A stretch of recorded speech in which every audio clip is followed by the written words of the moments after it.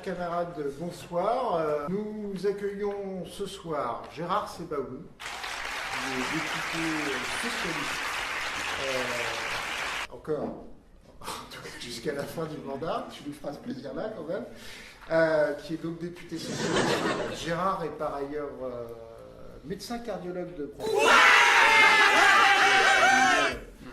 La présentation détaillée et c'est particulièrement investi sur l'examen et les débats du projet de loi modernisation du système de santé qui était porté par Marisol Touraine. La santé, c'est un champ extraordinairement vaste. Donc c'est pas un petit sujet. Il a raison, ça concerne tout le monde et ça nous concerne.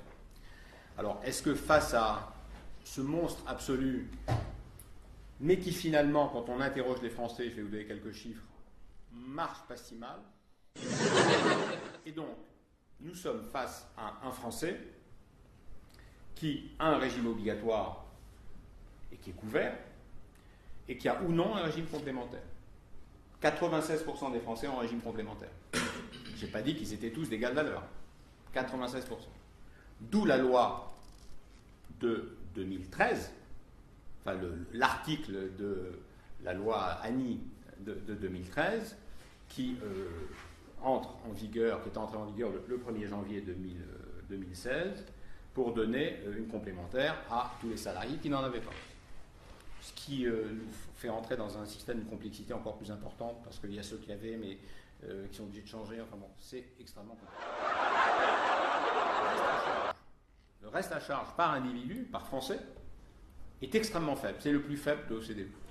Quand vous regardez l'étoile de l'OCDE, on est en périphérie sur ce qui est prévention et on est au cœur sur ce qui est reste à charge.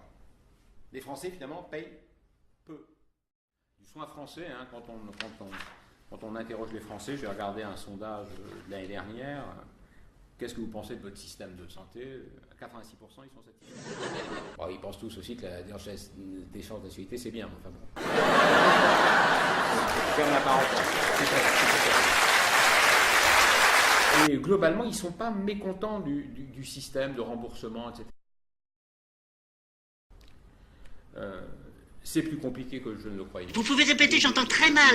Ils ont raison, hein. Attendez, moi je vais dans leur sens. Hein. Ils ont envie d'avoir une vie de famille, ils ont envie d'avoir une vie personnelle, ils ont envie d'avoir une vie culturelle, ils ont envie d'avoir une vie. Tout court. Mais est-ce que ce sont tous des conservateurs rétrogrades? On peut répondre oui pour partie. Et est-ce qu'ils ont toujours tort?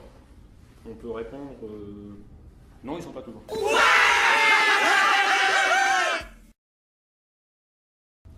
Les 4 piliers qui fondent la médecine libérale, 1927 ou 28, je ne sais plus, aujourd'hui, et qu'on n'a absolument pas touché, aucun des 4, pose question. Paiement à l'acte. C'est vraiment une espèce de dinosaure. Tous les gens payent. Et attendez, paiement à l'acte, et puis tout le monde ne prend pas la carte bleue.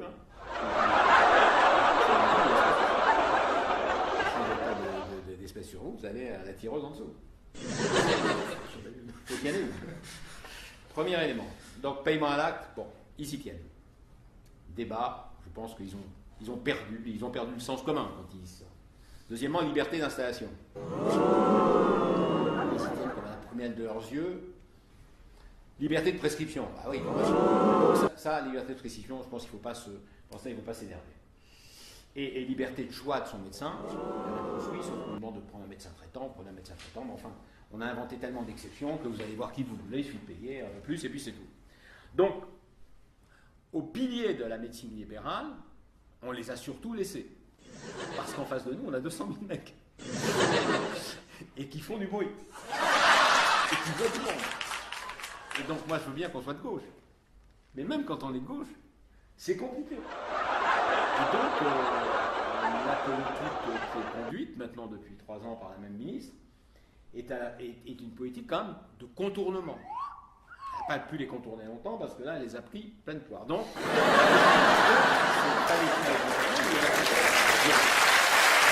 on est face à tous ces acteurs de santé, on se focalise sur les médecins, hein.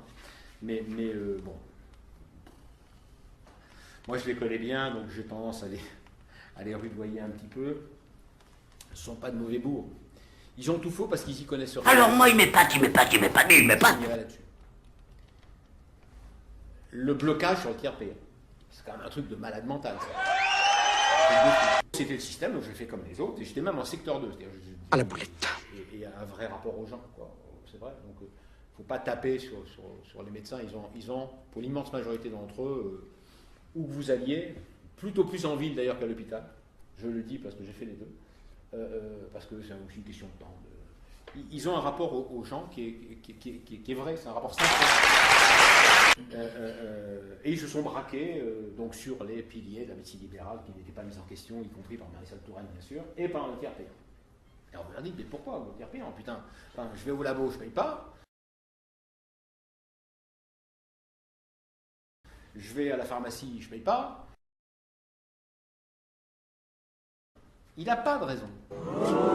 Alors, s'il y a une raison, il y en a une.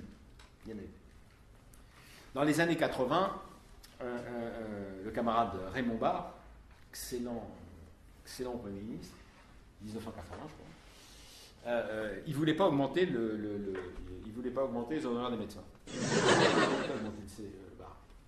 C'est ça que c'était une pognon, on était il y a 80, c'est il y a 35 ans. Donc ils ont augmenté le secteur 2. C'est des points durs actuellement d'opposition entre la médecine libérale et l'assurance maladie. Alors l'intérêt du tiers payant, quel est-il? Du point de vue du patient. Donc déjà, ça évite que le patient fasse l'avance de frais, mais l'intérêt principal à mon sens, et je crois que cette mesure est extrêmement structurante, c'est que les circuits financiers vont changer. C'est-à-dire que l'argent ne va pas aller du patient au médecin, qui après, et le patient après se fera rembourser par la sécurité sociale. Il va du patient à la sécurité sociale ou du citoyen avec les cotisations et l'assureur paye directement le médecin. Et ça change tout. Et ça rend les médecins effectivement dépendants du financeur. Donc maintenant, je crois que le nœud de l'opposition c'est celui-là. Si l'assurance maladie veut faire pression sur les médecins, là, ça va les rendre mécontents s'ils m'entendent. Si elle veut faire pression sur les médecins, elle a les moyens financiers de faire pression sur les médecins. Pression pour ne pas avoir des... Donc on a inventé un secteur entre les deux. Et on l'a ouvert aux médecins. Et moi qui suis installé en libéral en 82, j'ai opté pour ce système. Donc je trouvais que c'était plutôt bien de choisir finalement les honoraires que je vais les mettre à mes patients. Tu étais X, et puis l'autre était un peu plus riche, X plus 2, voilà. N'oubliez jamais que c'est ce qui me fait vivre avec ces gens encore, même si on a des différences politiques assez majeures. Ils ont une forme de liberté théorique auquel ils tiennent considérablement. C'est pour ça qu'ils aiment liberté d'installation, liberté de prescription, le mot liberté. Mais ils confondent liberté et libéralité ou libéralisme.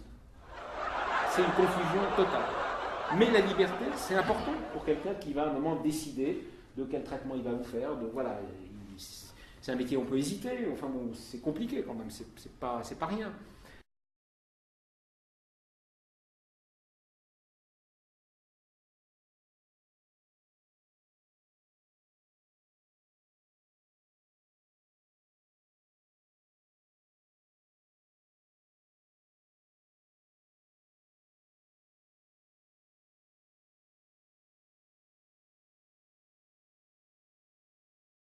Et un spectacle continue. Avec le tiers payant, c'est pareil. Je reviens au tiers payant. C'est la même chose.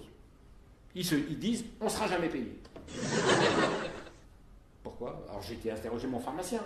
Je lui ai dit, mais combien vous avez d'impayés? C'est ça qu'il faut dire aux gens. Combien de gens ne vous payent pas finalement? 6%. Pas rien, quand même. Hein. 6%. Et il dit, je suis obligé d'employer quelqu'un pour un carton, je crois pas, qui, une de mes copines, là, de mes employés, qui s'en occupe pour essayer de récupérer l'oseille. Donc, si vous proposez à des médecins, dont on vient de voir qu'ils ont beaucoup de travail, donc vous recevrez plus d'argent ou plus de chèques, vous aurez à faire 3 clics de souris, comme a dit Marisol Touraine, et tout ça, ça marche. Ouais, enfin, les gens, ils ne sont pas complètement cons, quand même. Hein. Ils savent qu'avec la lame, ça marche pas mal. Mais il y a, entre tous les systèmes assurantiels, il y a 600 mutuelles quand même. Donc, autour de la table, vous avez la CNAM, poids lourd, le ministre, qui a fait des promesses. La question est qu'il faut quand même régler le problème du flux. La Sécu, on voit bien. Les 600 mutuelles, on ne voit pas du tout. Et donc, la ministre s'est engagée à ce que tous ces acteurs se rencontrent, et puis que, se rencontrant, ils trouvent un moyen d'avoir un flux unique qui tombe sur les comptes ouverts pour ça de chaque médecin. On a proposé un système qui, je vous le rappelle, doit être mis en place en juillet 2016 de façon volontaire pour l'ensemble des gens qui sont en affection longue durée de ce pays, c'est-à-dire environ 30%, et de tous ceux, de toutes celles, en l'occurrence, qui ont maternité ou soins liés à la maternité.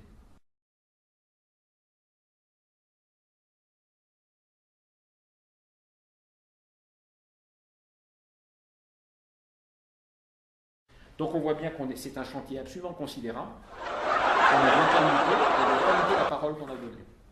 Système fiable, simple, avec, il y aura évidemment un peu de reliquat, mais à négocier, garanti par l'État.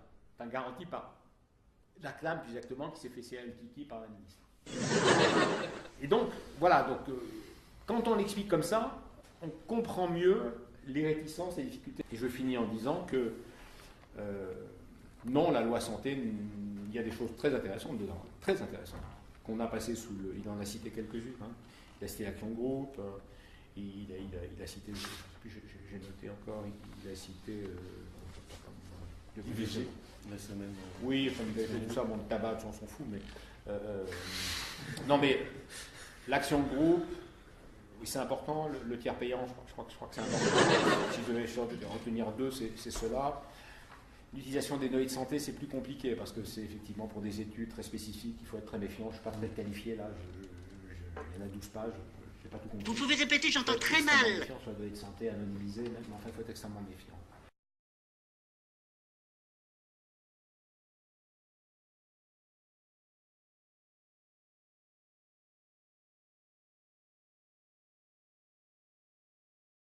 Si je vais finir d'un mot sur l'hôpital, ce fameux hôpital qui devient le pivot central maintenant de notre organisation territoriale.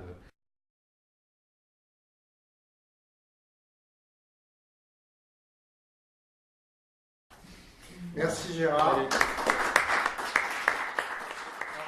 Gérard est quelqu'un d'extrêmement humble, donc il est persuadé d'être parti dans tous les sens et de ne pas avoir fait une bonne intervention, mais je te rassure, c'était extrêmement intéressant. J'ai quand même une question pour lancer les hostilités. Sur la médecine libérale et sur la réforme du système de médecine libérale, mais Gérard connaît ma marotte. Oui. On est en train de vivre quand même un changement de génération. On a des départs en retraite massifs qui vont se passer. Je dirais même pas dans les 20 ans à venir, mais dans les 10 ans à venir, là en ce moment, qui commence aujourd'hui. Est-ce que justement, par rapport aux enjeux que tu avais cités dans la première partie de ton intervention, et puis qui correspondaient à ce que disait Kylian tout à l'heure sur les enjeux définis par la Convention égalité réelle du PS fin 2010, est-ce qu'on n'est pas en train de rater le coche de ce changement de génération pour modifier durablement le cadre de la médecine libérale, quitte à entre guillemets, la remplacer, en sens que j'entends la remplacer, c'est-à-dire s'attaquer fortement à ce que, au moins, la liberté d'installation et des médecins libéraux, un statut hybride entre fonctionnaires et profession libérale. Parce qu'effectivement, si on laisse s'installer une nouvelle génération avec l'ancien système, on aura 40 ans devant nous pour rechanger le système. Je crois aujourd'hui, il faut regarder le paysage comme il est. On a des médecins libéraux, on en a besoin, il vient de le dire clairement. Il ne faudrait pas que les jeunes soient sur le même mood que les anciens.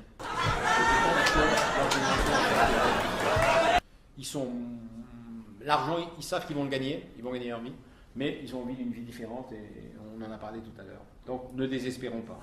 Est-ce qu'on peut bouleverser le système du jour au lendemain et est-ce qu'en 5 ans on peut mettre tout ça à plat? Moi je ne le crois pas. Est-ce qu'on était assez loin? Peut-être pas, mais de toute façon, il est plus temps aujourd'hui. La loi santé est derrière nous, et on a mis 1 an pour la coucher. Quand même.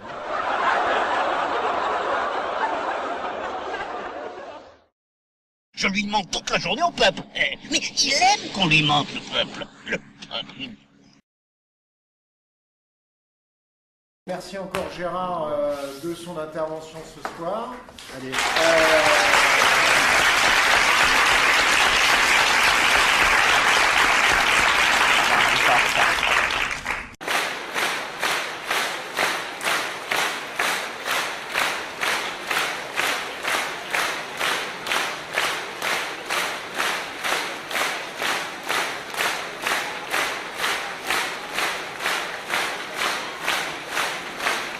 C'était très bien.